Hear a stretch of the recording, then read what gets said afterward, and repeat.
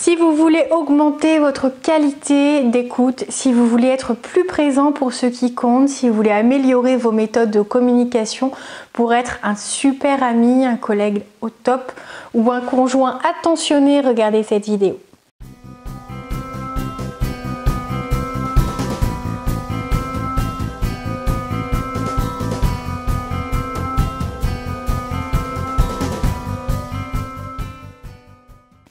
Bonjour à tous, je m'appelle Valérie Sauvage, vous pouvez me retrouver sur le site challengeyourself.fr. Je suis coach de vie, j'accompagne des hommes mais aussi des femmes qui ont envie de reprendre leur vie en main, de se séparer de certains défauts, certains traits de caractère limitants qu'ils ont pu finalement croire comme ancrés en eux jusqu'à la fin.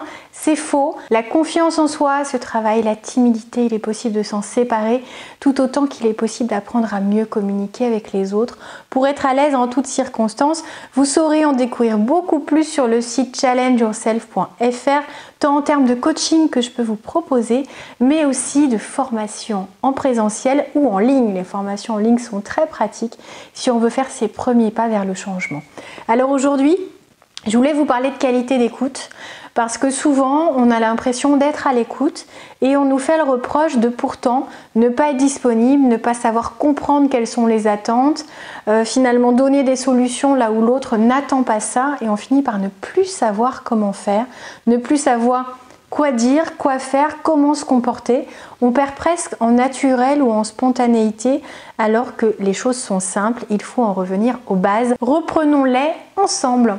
Tout d'abord, comprenez que finalement, personne ne vous demande, lorsqu'il a quelque chose à vous raconter, lorsqu'il a une question à vous poser, d'émettre un jugement. Il vous demande juste d'être là, d'être présent pour lui, pour elle, d'être disponible, d'écouter vraiment pleinement, sans être ailleurs, sans que votre esprit soit accaparé par vos propres préoccupations, par vos futures activités loisirs, par votre problème professionnel, par la dispute que vous avez pu avoir précédemment avec un collègue ou peu importe avec qui, mais juste être là, écouter à 100%, sans être dans l'attente de ce qu'on va répondre, sans être dans la répartie que l'on prépare, mais juste être là, juste offrir tout son temps, se poser, écouter et attendre que l'autre ait terminé, sans jugement, sans critique, sans émettre un avis qui pourrait blesser, qui pourrait humilier, qui pourrait donner envie à l'autre de se mettre en colère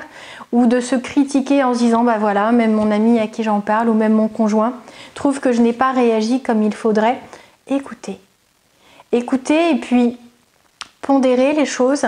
Essayez de revenir avec cette personne sur ce dont elle a besoin. Demandez-lui si elle veut que vous en parliez pour trouver une solution, si elle a juste besoin d'évacuer ce trop-plein de sentiments positifs ou négatifs. Des fois, on a très envie de raconter une expérience incroyable qui vient de nous arriver.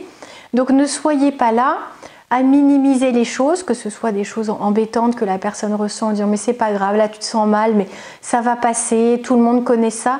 Essayez de ne pas minimiser les sentiments, les émotions de l'autre parce que dans ces cas-là, l'autre se sent incompris, l'autre a ce ressenti que finalement ce qu'il ressent n'est presque pas cohérent, n'est pas normal, comme si finalement vous compariez ce qu'il ressent à des choses plus importantes en disant non mais est-ce que vraiment tu trouves que c'est important, tu as vu ce qui se passe dans le monde, tu as vu ce qui se passe chez le voisin, auprès de notre couple d'amis, est-ce que tu trouves que ce problème-là mérite d'y accorder toute cette importance? S'il vous plaît, comprenez que chacun a son propre regard, on est très centré sur ce qu'on vit, on a l'impression que finalement tout a une proportion exagérée parce que c'est notre vie, parce que nos peurs viennent aussi rajouter une dimension que les autres peuvent ne pas ressentir.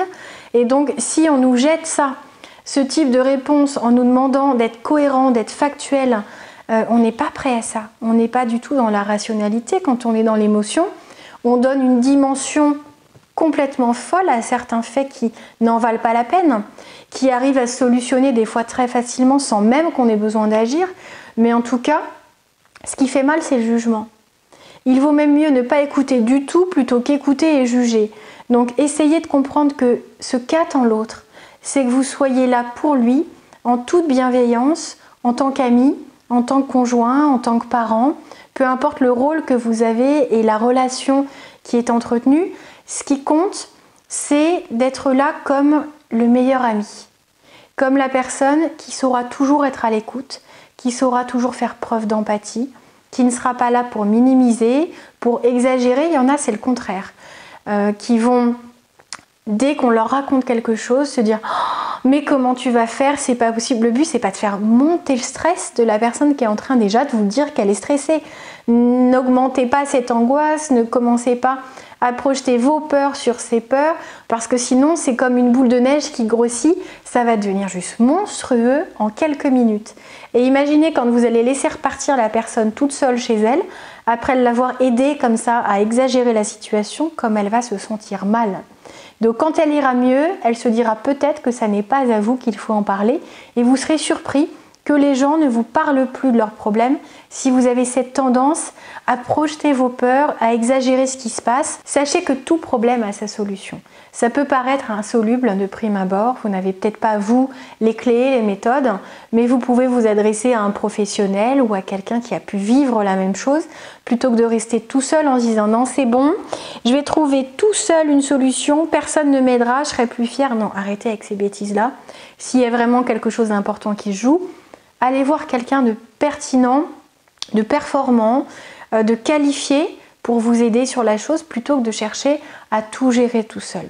Personne ne vous demande d'être un super-héros, de sauver le monde, de sauver votre vie, de savoir tout faire, de savoir tout comprendre, de savoir réagir à tout ce qui se passe dans votre vie. L'intelligence, c'est aussi de savoir s'entourer.